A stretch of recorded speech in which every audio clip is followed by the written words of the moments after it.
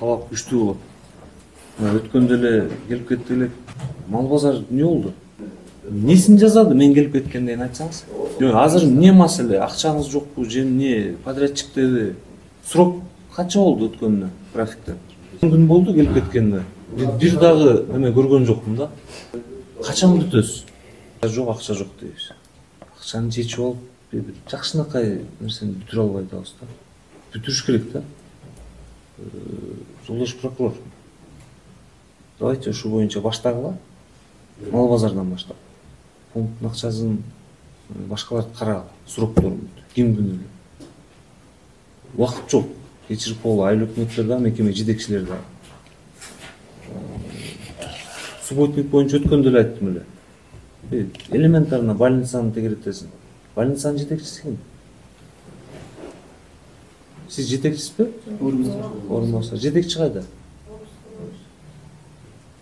Ошо кире-бериштерди хотя бы жаныңарда бир бош жер турат. Бирок больницанын кире-бериши да карап койбойсуздарбы? 2-3 киши менен өзүңүз деле чыгып кечинде бир маал субботник кылып койгула да. Центральный жол хотя бы мен келип кирип чыкканым эле алчы. Жолдогу айылдар актал боюнча мындай колубуздан келгенин мүмкүнчүлүгү жеткенин жасап коелу, калганын анан биз жардам берели. Могу жок, могу бар десеңиздер. Нурлан мырза, жетекчилер боюнча тапшырма берилген. По-моему, прокуратурадан да сунуш түшөт ал боюнча. Ротация маселесин карагыла. Бардык жетекчилер боюнча. Министрликтен сунуш бергиле. Биз да ал жактан бердик уже. Только иштеш керек. Бардык мүмкүнчүлүктү жумшайбыз. Тем более мен башында айткам, Актал ага биринчи келдим, ушул жакты болгон аракетимди жасайм деп. Мен депутаттар менен да жолугуп өткөндө, азыр аксакалдар менен да сүйлөшүп айттык. Баарын айтып атабыз. Интриганы токтотолу.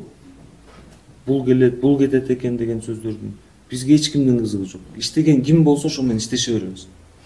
Мына Мирлан Мамырбековичтин бир досу, бир тууганы жок буякта. Меники да ошондой. Ким иштейт, иштеп кете беребиз. Ким иштебейт, чекеге чыгарып коюп кете беребиз. Күч структураларында ошону суранам. Тартипти кармап бериңиздер. Эч кимге иштебейби, эч кимге неме жок. Убакыт да бербеңиздер.